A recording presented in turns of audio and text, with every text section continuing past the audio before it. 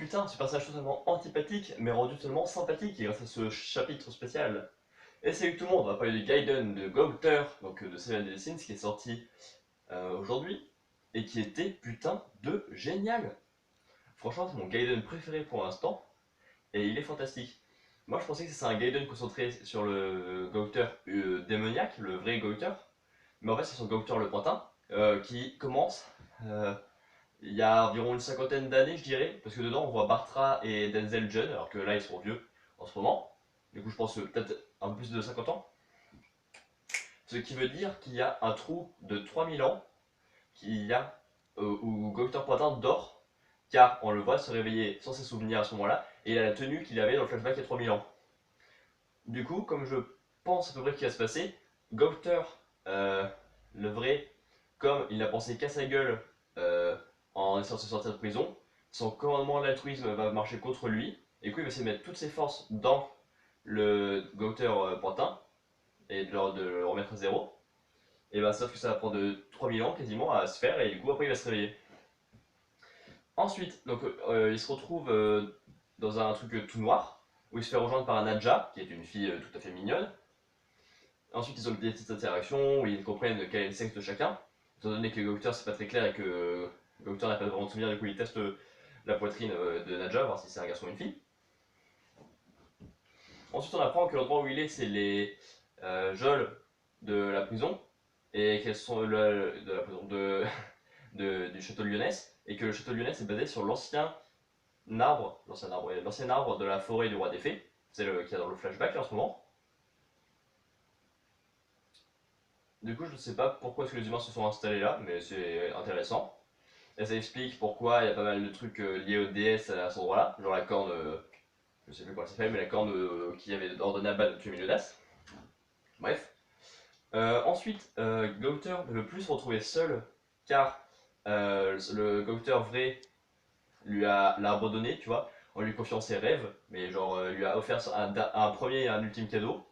Je sais pas trop ce que c'est, genre c'est un pouvoir, une volonté propre, sans doute, genre le cœur, tu vois. Parce qu'au début, ça lui servait juste de pantin afin de pouvoir bouger dehors de mains, d'oreilles et d'œil. Mais du coup, là, il a dû lui donner le cœur et la volonté propre pour pouvoir agir. Je pense que c'est ça le cadeau qu'il lui a fait. Et après, elle a abandonné. Du coup, là, comme Nadja est intéressée par lui et lui fait des petits cadeaux, il est en mode tu vas pas abandonner, hein. Il est tout triste et tout, c'est trop mignon.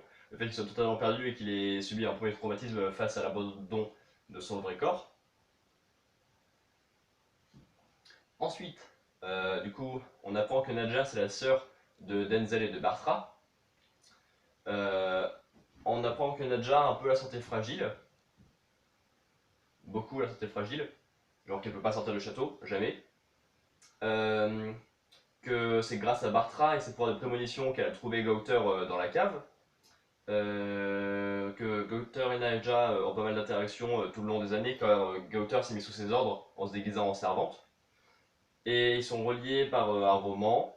Et du coup, c'est là que vient l'amour pour les romans de Gauter, qui joue le rôle d'un chevalier, qui s'amuse à interagir comme ça avec Nadja. Et ils finissent par tomber amoureux. Hum, Bartra lui demande de rendre sa sœur heureux et de lui faire garder son sourire. À un moment, on voit Gauter et Nadja, enfin, et au début d'ailleurs, Gauter lui montre que c'est un pantin en montrant dans sa poitrine un cœur de pantin. Et elle, ça la choque pas. Et du coup, là, justement, il explique que c'est un pantin, qu'il peut pas vraiment connaître de sentiments.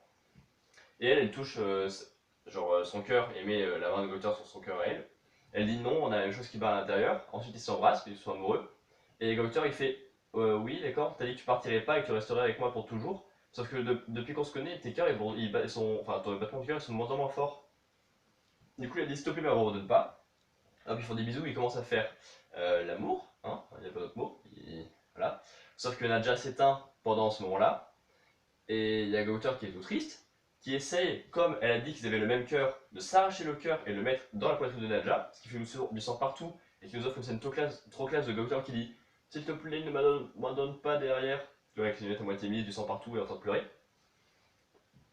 Ensuite, il y a les gardes de Nadja qui arrivent et qui, logiquement, choisissent Gauter comme coupable, si juste elle était morte et que lui n'avait rien tenté, ils auraient rien fait, mais comme il a tenté de la sauver avec son cœur, ça n'a pas marché, bah genre il lui a ouvert la poitrine et tout, et du coup bah tout de suite ça fait un peu plus meurtre. Du coup il se fait arrêter pour un crime qu'il n'a pas commis vu qu'elle est juste morte toute seule.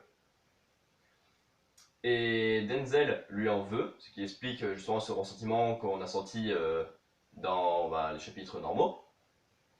Et Bartra lui dit justement qu'il ne faut pas lui en vouloir, Nadja était heureuse et tout.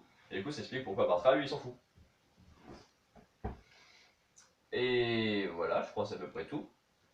Et oui, si, Gauter explique que comme ça il avait sûrement réussi à atteindre le rêve de son Gauter corps, donc c'est-à-dire de ressentir des émotions et de ressentir des trucs avec le corps. Et il a réussi aussi à réaliser le rêve de Nadja, qui était de vivre des aventures et tout. Par contre, Gauter, qui, avec son cœur, a compris qu'il pouvait être brisé, comme ce qu'il a été fait par l'abandon de Gauter vrai et de Nadja, et bah, préféré abandonner son cœur, pardon. Sauf que plus tard, après, il va vouloir en récupérer un et comprendre comment ça fonctionne, souvent parce que il va avoir oublié tout ça. Du coup, c'est quand même grave intéressant d'avoir expliqué tout ça sur le personnage. Ça pose pas mal de questions par rapport au Gauter Core là, qui va se passer dans le flashback qu'on suit dans les vrais chapitres actuellement. Genre, ce qui va se passer pour qu'il soit tout desséché comme on le voit dans le chapitre, mais sûrement genre, ça va être un effet sur commandement, que j'ai expliqué tout à l'heure. Expliquer pourquoi Gauter a dormi pendant autant de temps, mais ça j'ai expliqué tout à l'heure. Et surtout, j'attends avec impatience qu'on revienne dans le présent et qu'on voit les Gauter Pantin retrouver son pouvoir de commandement et voir sa réaction. Je pense qu'il va y avoir un sacré ressenti par rapport au roi des démons. Genre, on pourrait croire qu'il va s'allier encore avec les démons et rentrer dans les 10 commandements, mais moi je suis pas sûr. Parce que, genre, le roi des démons l'a enfermé dans une prison pendant je sais pas combien de temps. Alors, du coup, il va pas l'aider, il va essayer de l'affronter. Et du coup, là, les Seven Deadly Sins vont avoir euh, une grosse aide dans leur groupe maintenant. Sauf que comme le commandement viennent du roi des démons, le roi des démons risque de le priver de ça et ça risque de pas être très facile.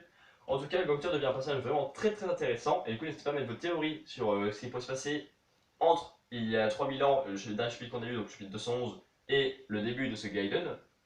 Et ce qui pourrait se passer quand on reviendra dans le présent par rapport à Gauter.